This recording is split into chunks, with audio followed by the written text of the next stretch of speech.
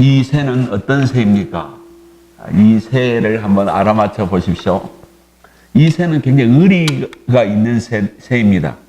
먹을 게 있으면 친구들하고 형제들하고 나눠 먹는 새입니다. 이 새는 IQ가 매우 높습니다. 호두를 먹을 때도 공중에서 호두를 탁 땅에다 떨어뜨려 가지고 박살나면은 그 깨진 껍질 속 안에는 호두 알을 먹는 새입니다. 이 새는 아주 깨끗한 청정지역에 사는 새입니다.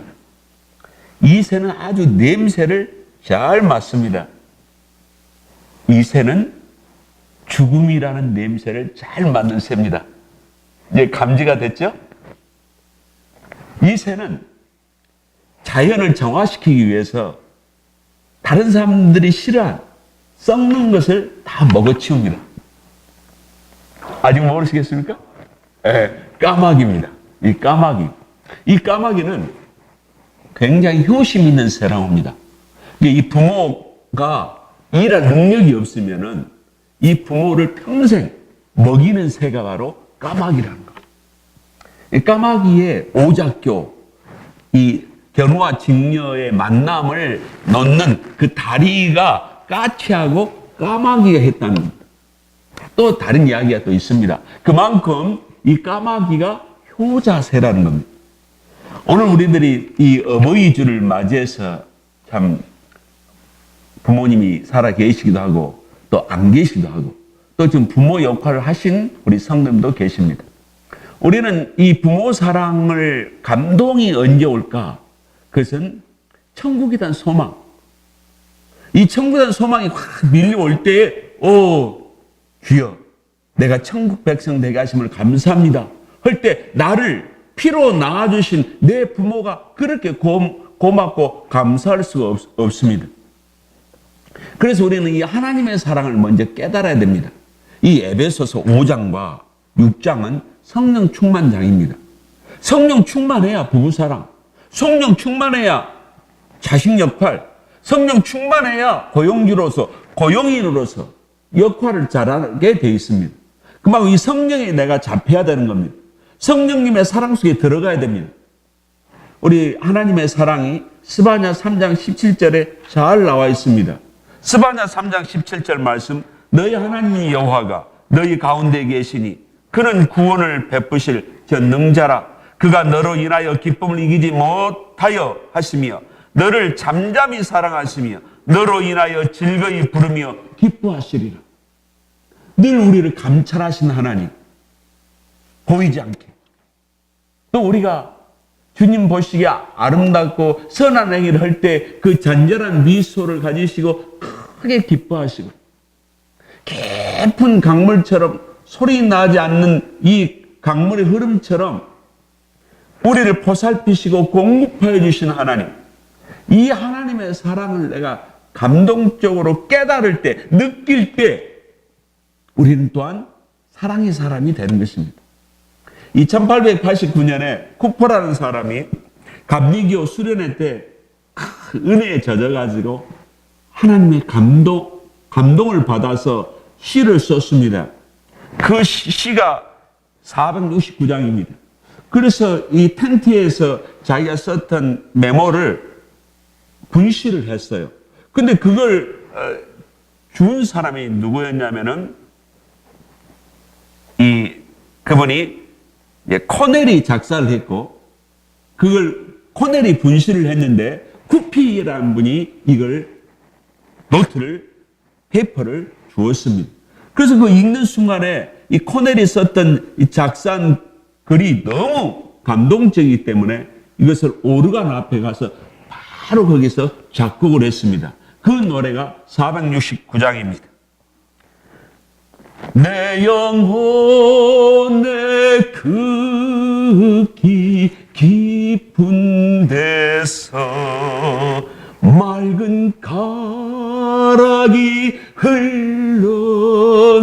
흘러나네. 후렴에는요, 내가 하나님 앞에 간구를 하면은, 간구의 기도를 드리면은 하나님께서 이 평강의 영을 나에게 부어주십니다. 하는 이 가사고 이 곡입니다. 하나님의 사랑이 나에게 물밀듯이 어느 순간에 밀려올 때, 기도 중에 밀려올 때, 예배 중에 나에게 찾아올 때에, 내 자신이 은혜 체험할 때 이게 찾아올 때, 이 하나님의 사랑이 감동이 올 때, 내가 사랑의 사람이 되는 것입니다. 그때 우리 부모님이 너무 고마워. 내 자식들이 너무 사랑스러운 거야. 왜? 내가 하나님께서 사랑받는 존재가 되었기 때문에. 그래 우리는 부모를 공경한 사람은 하나님의 사랑을 아는 사람이 할 수가 있는 것입니다. 부모님의 은혜 너무 감사하지요. 내가 이 부모님이 자라온 인생 여정을 내가 얼마나 알고 있는가. 또 하나 부모님이 살았던 시대, 또 부모님에게 이루어진 자화상을 내가 어느 정도로 알고 있는가. 그래서 부모님의 이야기를 경청해 주는 것이 이게 효도입니다. 부모님을 내가 아는 것, 이게 효도입니다. 내가 알아야 효도를 하지. 우리는 이 부모님의 말씀에 순종하는 말을 참 많이 듣고 자랐습니다. 그러나 주 안에서 순종하라는 것입니다. 이게 부모님의 가치관, 도덕관이 아무리 높다 할지라도 하나님의 말씀의 기준에 비하면 너무 낮기 때문에 하나님 안에서 부모를 공경해야지. 이 절대 기준이 주 안에서, 말씀 안에서 순종하는 것입니다.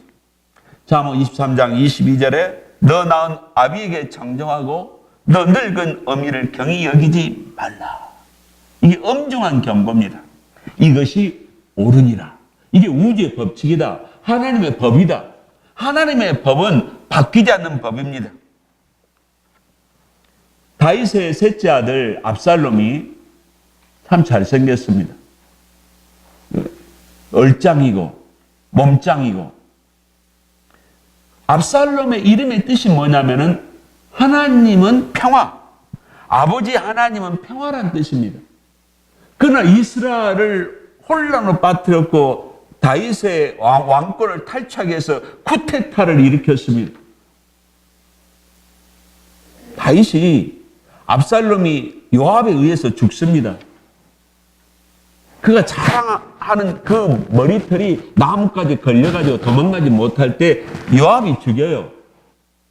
그 죽은 소식을 듣고 다윗이 어땠습니까?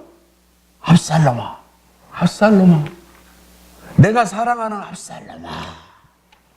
이 울부짖을 때 압살롬아, 압살롬아, 이 절규 속에는 나 때문에 네가 죽은 거야. 나 때문에 네가 죽었다니까. 내 탓이야, 내 탓. 이게 마음의 언어로 아마 전달을 이렇게 표현을 했을 것입니다. 이게 말세가 될수록 자식들이 부모에게 반역합니다. 불순종합니다.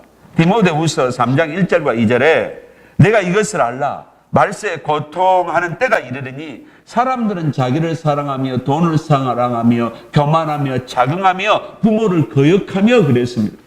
말세가 갈수록 효자는 진짜 효자예요. 성경에서 효자 인물이 바로 이삭입니다. 조선시대 왕 중에는 정조라고 그러죠. 물론 사도세자가 뒤지에서 죽었기 때문에. 효자 이 이삭이 아버지 아브라함이 죽이려고 할 때도 순종한 것.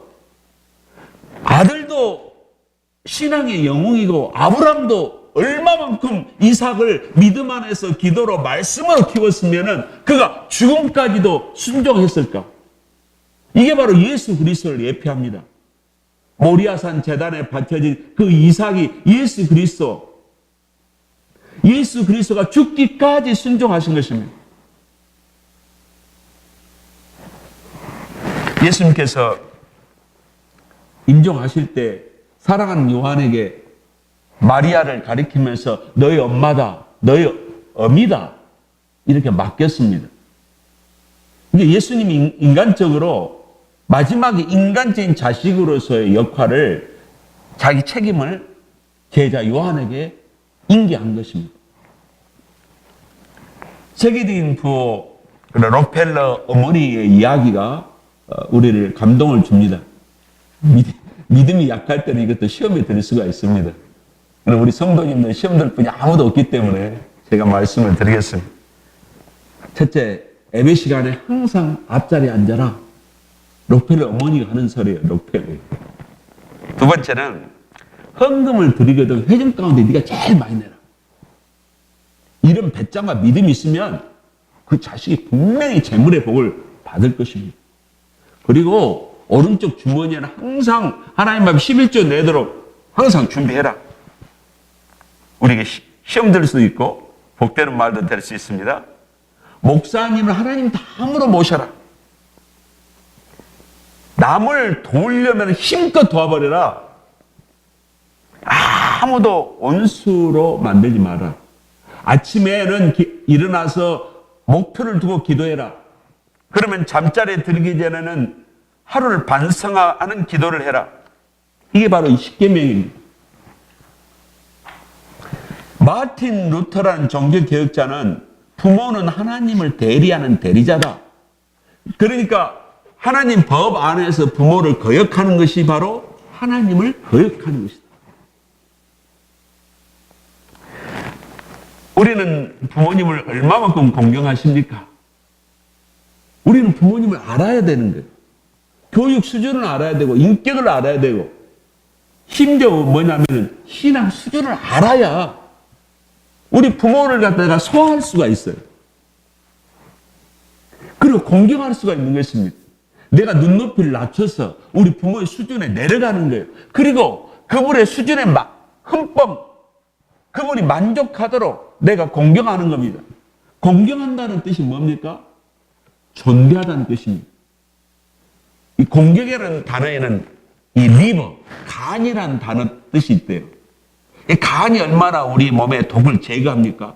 근데 이 간은 굉장히 또한 소리가 나지 않는 가운데서 아픔을 느끼는 게 또 간이고, 간은 또 예민한 겁니다. 그러니까 간처럼 공경하라. 이런 뜻이 있습니다.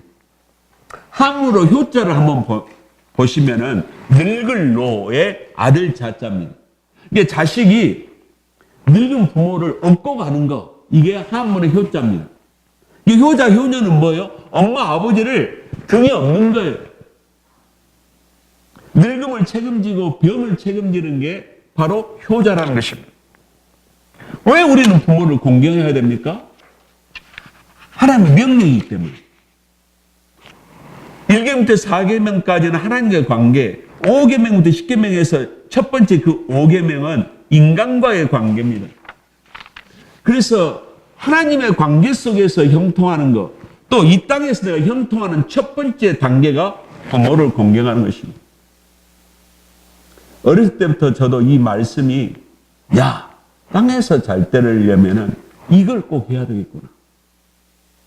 우리 부모가 내 마음을 내로 안 흡족스럽게 충족시키지 못해 주더라도, 레위기 19장 32절에 너희 샘머리 앞에 일어서는 노인을 공경하며, 디모데전서 5장 1절과 2절에 늙은이를 꾸짖지 말고 고나되 아비에게 하듯 하며 그랬습니다.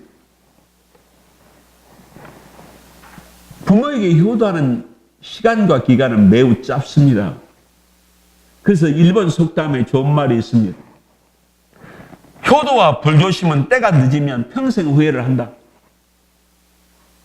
우리는 부모에게 공경할 수 있는 찬스와 기회가 언제쯤 올까요? 경제적인 여유, 마음적인 여유가 쉽게 찾아오지 않는 것 같습니다. 그러니까 내가 힘들고 어려울 때 그때 할 수밖에 없는 게 효입니다. 그리고 이 찬스가 어떤 찬스냐면 부모가 진정으로 원할 때 도와주는 것, 그게 바로 내가 효도할 수 있는 기회가 아니겠습니까? 이것도 우리가 성령 충만해서 감동이 올 때 순종하지, 내 형편, 내 처지를 계산하면은 분명히 우리가 효도할 수 있는 기회를 우리는 잃어버릴 것입니다. 우리는 어떻게 공경합니까? 부모를 공경하는 방법, 그분의 이야기를 잘 들어주는 것입니다.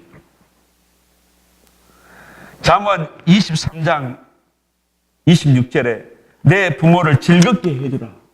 이 부모를 즐겁게 해준 게 뭐냐면은 부모가 이야기를 많이 하면 그 이야기를 듣는 거예요. 그래서 저는 이문자 권사님 이렇게 라이더를 이렇게 온감해 줄 때 권사님이 옛날 과거 이야기 하십니다. 어디까지 들었냐면은 피난 가가지고 저 충주까지 내려가셨습니다. 그래서 그 권사님 다음 2부 이야기는 다시 충주에서 서울로 온 이야기는 또 다음 기회로 하겠습니다. 그래서 신방을 가면은 저도 한 30분이고 20분이고 들어드립니다. 그 해주에서 젊은 과부가 되고 오빠가 도와주고 권사님 이야기 보따리 나오면 부산 피난 시절부터 쫙 나옵니다. 그래서 이야기를 제가 함께 들어줍니다.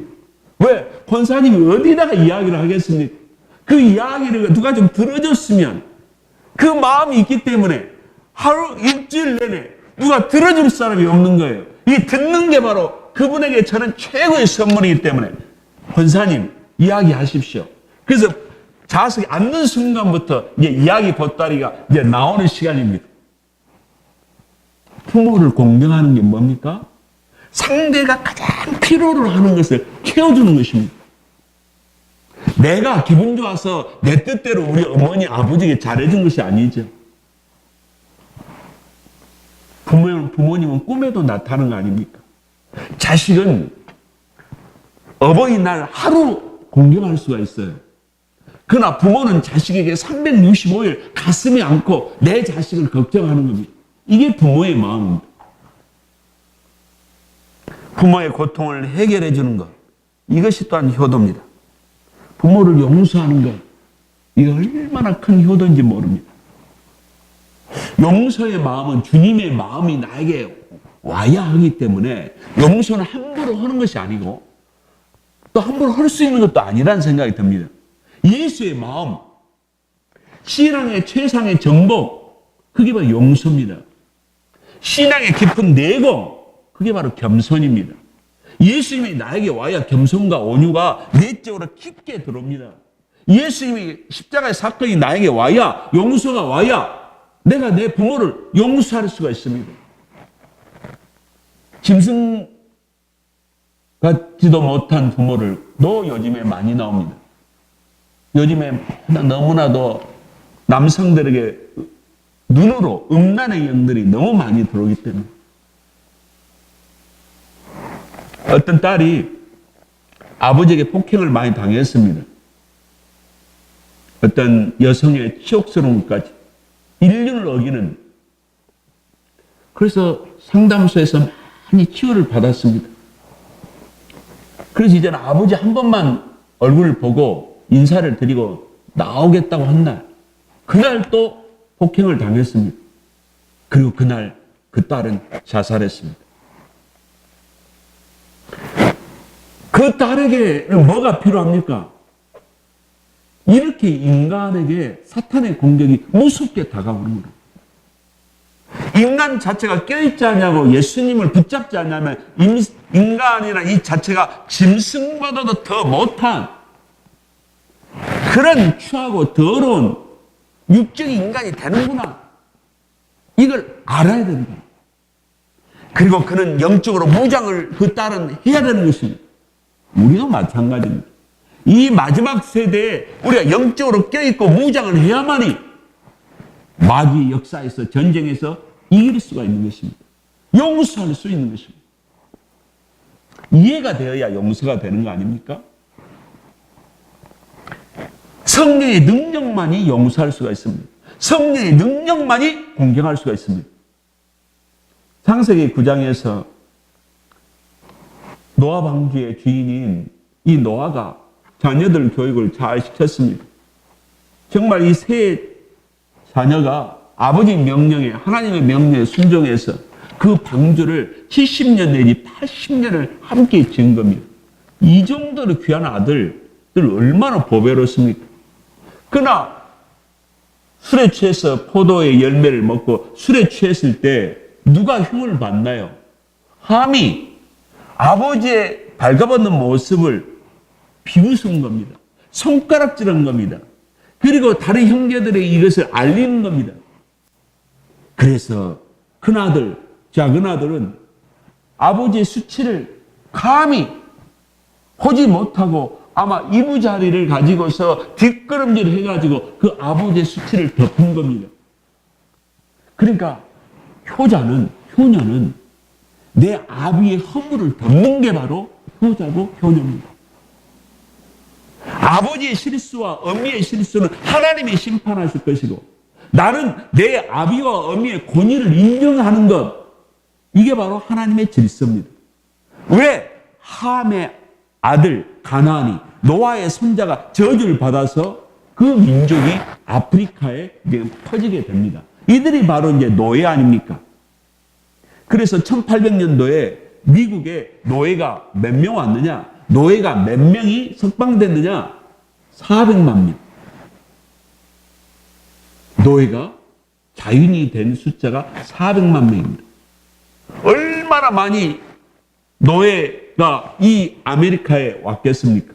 이게 바로 노아의 이 장세기 9장의 사건 때문에 그렇습니다. 그러니까 부모의 저주가, 족장의 저주가, 신의 권세를 갖고 있는 지도자의 저주 때문에 그 자식은, 그 후손은 노예의 후손이 된 것입니다. 그래서 인생에서 잘 되는 방법이 하나님이 부모에게 권위를 준 겁니다. 저는 부모 입에서 자식에 대한 쓴소리, 안전소리 나오면 그 자식은 실패자가 됩니다. 이게 부모 입장에서도 자식이 서운하게 했을 때 이걸 입에서 복스러운 소리가 나오지 못하러 할 때 주여 하고 이 말을 삼켜버려야 됩니다. 너의 말대로 내가 그대로 시행하리라. 이게 하나님의 법입니다. 부모를 공경하는 자에게 축복이 뭡니까? 땅에서 잘 때 형통한다. 고생하지 않는 이 고난의 인생 중에서 덜 고생하고 달려가면 얼마나 그게 좋은 일입니까? 소크라테스도 예수님 말씀을 배웠는지 이 말을 했습니다. 부모를 공경한 사람이 좋은 친구도 생기고 세상에서 존경받고 성공적인 삶을 살 수 있다. 제가 아는 전도사님은 지하철역에서 약간 몸이 불편하는 그 할머니를 잘 케어했습니다. 그랬더니 그 할머니가 아주 또 신앙이 좋은 중년 여성을 소개한 겁니다. 아주 신앙 좋은 자매. 그게 이제 인연이 된 겁니다. 우리가 장수의 복을 받습니다. 이 장수가 건강한 장수라는 거죠. 이 하나님께서 주시는 이 장수는 이것이 우리에게 찾아오는 복입니다. 만족과 기쁨과 행복이 있는 복이 받을 수 있는 비법이 뭡니까? 그래서 저도 우리 어머니가 어떨 때는 제 신앙 기준에 약할 때도, 또 어떨 때는 제가 고난 속에서 목회를 할 때도 우리 어머니가 신앙이 부족하시니까 그 어머니를 이해를 했습니다.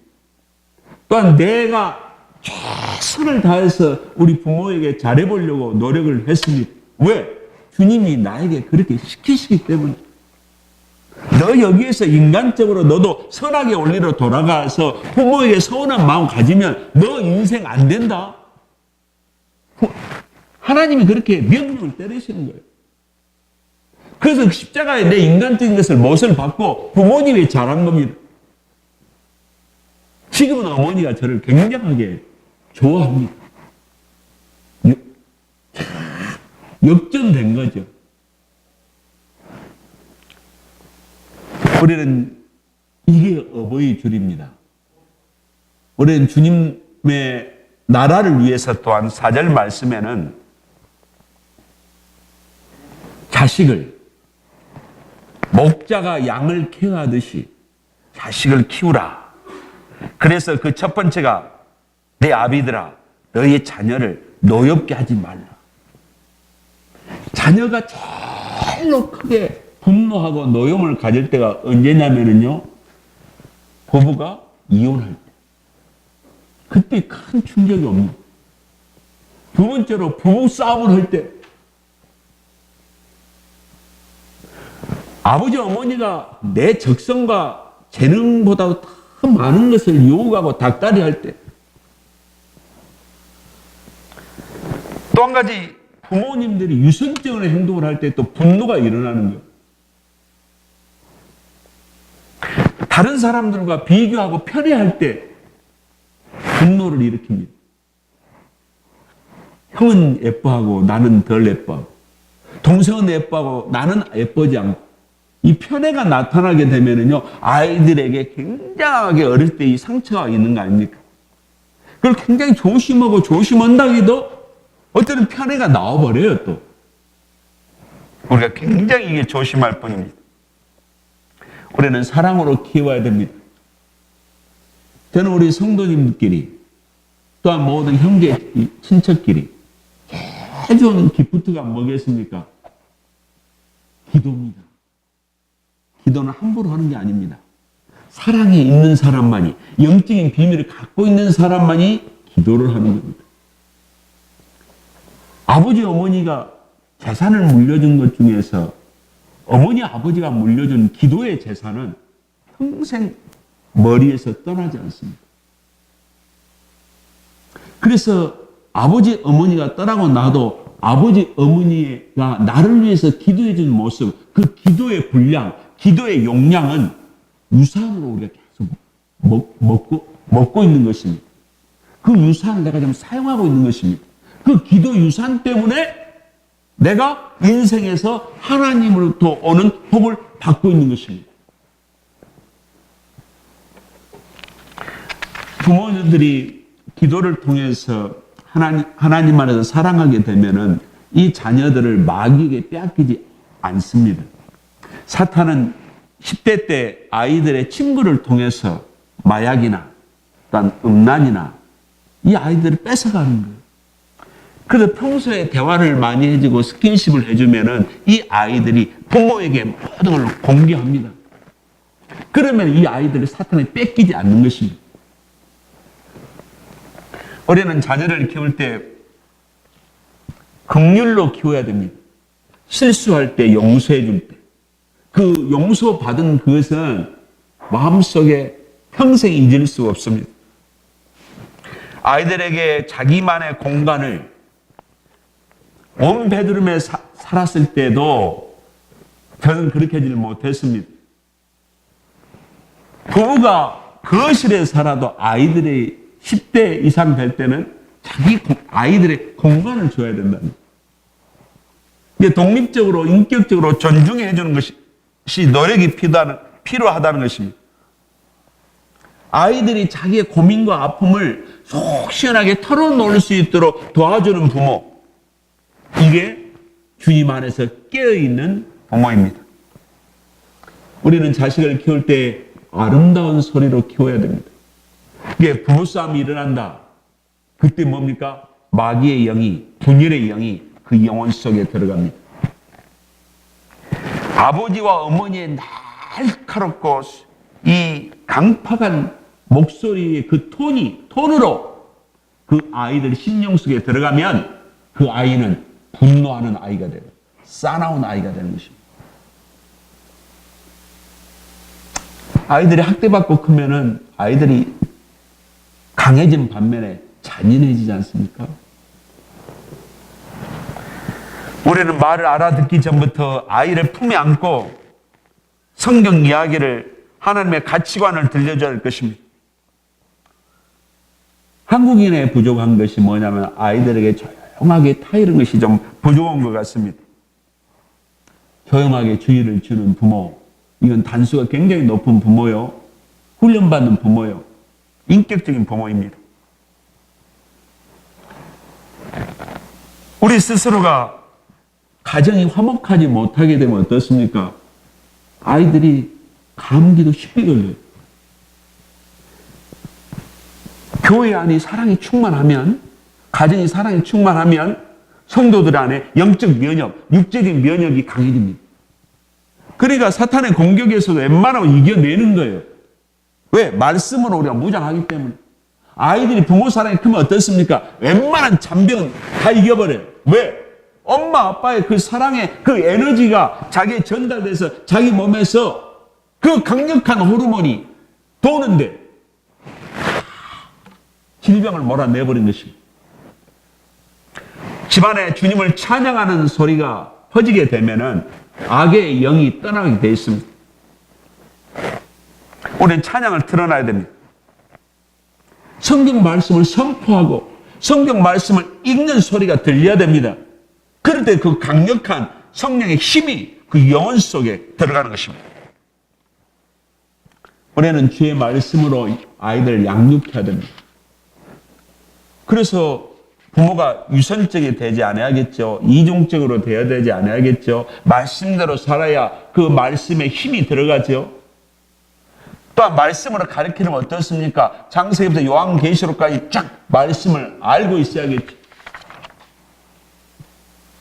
부모를 자녀의 징계. 현대인 부모들은 아이들이 한 명이기 때문에 너무 오기와 금이하다 보니까 이 아이들이 자기에서 인격장애를 가졌게 돼 있습니다. 이게 자기가 최고인 줄 알아요.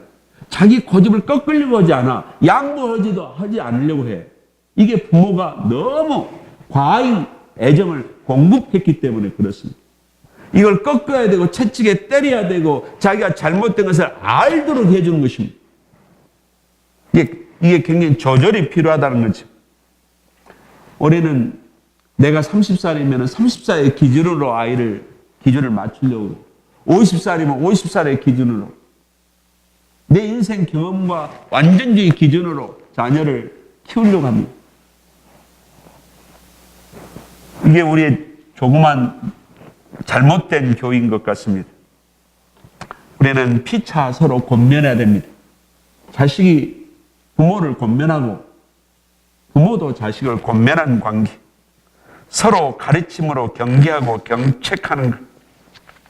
이게 올바른 피차 간의 스승과 제자의 관계가 되겠습니다. 우리가 예수 그리스도를 알기까지는 만 19살 이전에 예수님을 영접하면 아이들이 평생 예수 그리스도를 떠나지가 않습니다. 성경적인 가정적인 모델이 찾자면 누구겠습니까? 창세기 10장에 나오는 이탈리아의 장교,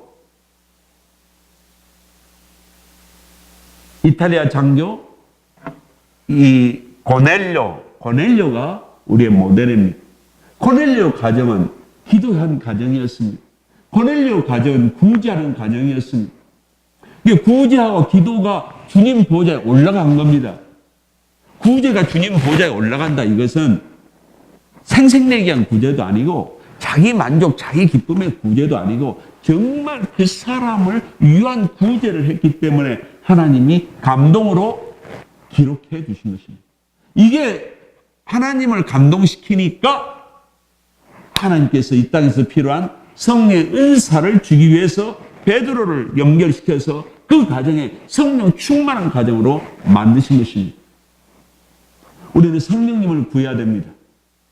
주여 내 가정에 내 교회에 성령 충만을 허락하여 주시옵소서. 성령님을 더욱더 알기를 원합니다.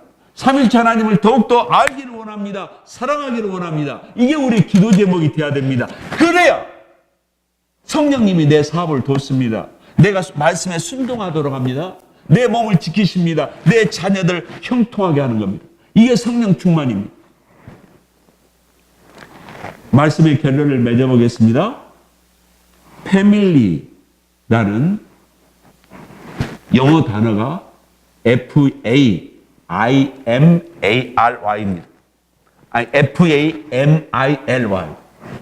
이 말은 Father, Mother, I love you의 약자라는 겁니다. 오늘 우리들이 부모는 주님의 대리인이다. 내가 이 자식을 관리를 잘하는 대리인이요. 내가 알고 있는 이 삼일체 하나님의 아는 이 믿음을 계속적으로 계승시켜야 할 책임이 부모에게 있습니다. 이 자식이 다시 또한 하나님의 나라 일꾼으로서 사명 감당하기 위해서 나보다 더 순수한 열정을 가지고 하나님을 사랑해야 되고 교회를 사랑하고 영적 싸움을 하는 전사로 만드는 것, 이게 부모의 책임입니다. 어버이날에 우리는 도움을 주는 부모가 되어야 됩니다. 또 한 가지, 우리는 어버이날에 나는 부모에게, 자식에게 짐이 되지 않겠다는 믿음을 또한 가져야 할 것입니다. 또한 내 결심은 주여 내 자식이 나보다도 30배, 60배, 100배 주님 보시기에 좋은 신앙 되게 하여 주시옵소서 하는 선언을 다시 하는 날이 어버이주일입니다. 이 어버이주일 날에 주님이 기뻐하시는 성령 충만한 부모와 자식이 되시기를 주 예수의 이름으로 축원합니다. 기도하겠습니다. 하나님 아버지, 저희들이 한평생 살아간 동안에 하나님의 전사로서 책임을 감당하기를 원합니다. 위로부터는 공급하시는 하나님의 은혜를 충만히 받기를 원합니다. 자식들에게 존경받는 부모 되기를 원합니다. 하나님 아버지, 이 땅에 친육신의 부모는 이 땅에 없을지라도 나보다 어른들이 나의 부모요, 또한 이 땅의 모든 어린 아이 생명들이, 청년들이 내 자식들이오니 주여 내가 이 자식들을, 이 부모들을 잘 공경하는 생애를 살게 하여 주시옵소서. 예수님의 이름으로 기도드리옵나이다.